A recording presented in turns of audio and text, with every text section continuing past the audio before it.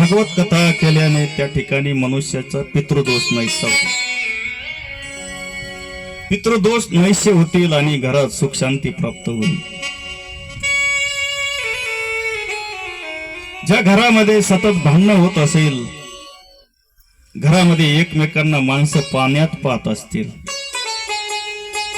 समजावं या कुटुंबामध्ये पितृदोष आहे. घरामध्ये प्रेम नाही, आदर नाही, जिव्हाळा नाही, त्या कुटुंबाला पितृदोष लागलेला असतो. आणि म्हणून हा पितृदोष जाण्याकरिता कुटुंबामध्ये अचानक एखाद्याचा तरुण माणसाचा मृत्यू होतो. सतत पती पत्नीचे भांडणं, गावात भांडणं, कोर्टात भांडणं, भांडणच भांडणं. तर पितरांचा जर आशीर्वाद माग नसेल महाराज, तर हे असंच होणार.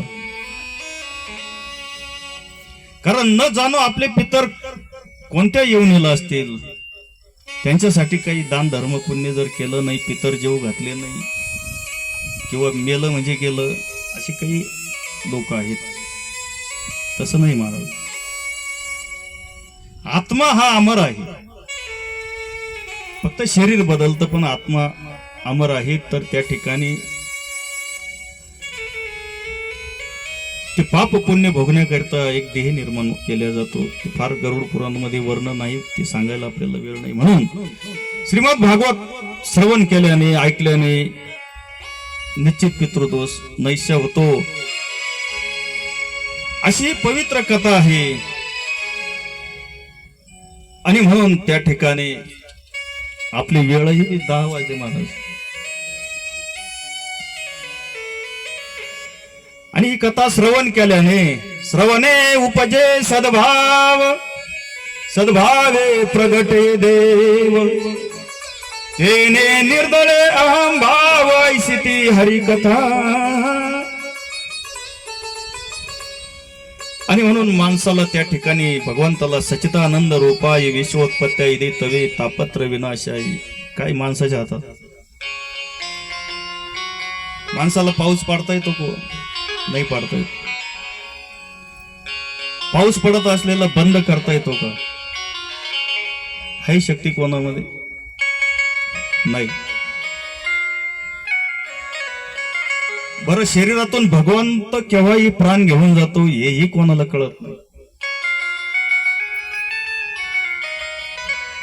रक्त बनवण्याचा कुठं कारखाना आहेत का? काही शास्त्रज्ञांनी तो प्रयत्न केला. अन्नापासून रक्त बनतं.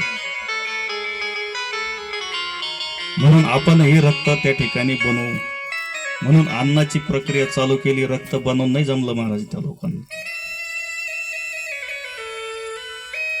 चाऱ्यापासून रक्त बनतं, दूध बनतं चाऱ्यापासून, गोमाता. म्हणून त्या ठिकाणी चाऱ्याची प्रक्रिया त्यांनी केली. का चाऱ्यापासून आपण दूध बनवण्याचा प्रयत्न करून नाही जमलं महाराज. ज्या परमात्माने सृष्टी निर्माण केली लोकांच्या कल्याणाकरिता, नद्या निर्माण केल्या लोकांच्या कल्याणाकरिता, पर्वत निर्माण केले लोकांच्या कल्याणाकरिता,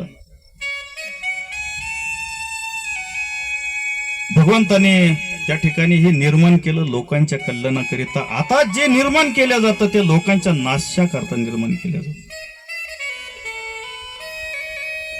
जो अणुबॉम्बचा शोध लागलेला आहे, तो अणुबॉम्बचा शोध लावलेला आहे त्या शास्त्रज्ञ. एक दिवस तेही त्या साऱ्या जगाला जाळून मोकळे होतील आणि ते स्वतःही जळतील महाराज.